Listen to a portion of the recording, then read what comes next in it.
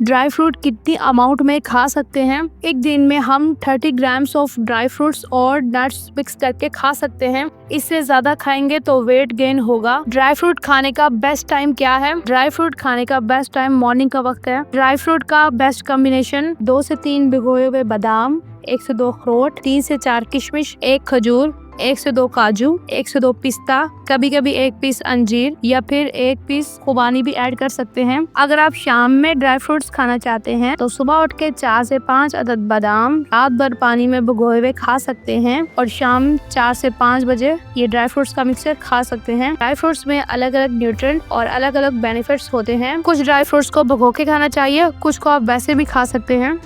Dry fruit में phytic acid होता है जो हमारे जिस्म में आयरन, कैल्शियम, मैग्नीशियम एब्जॉर्ब करने का प्रोसेस कम कर देता है। ये फाइटिक एसिड जिस्म के लिए नुकसानदेह है। अगर आप ड्राई फ्रूट्स को भिगोकर खाते हैं तो आयरन, कैल्शियम, मैग्नीशियम तो ये अच्छी तरह हमारी बॉडी में एब्जॉर्ब हो जाता है। इसलिए बादाम, किशमिश और अंजीर को भिगोकर खाना चाहिए।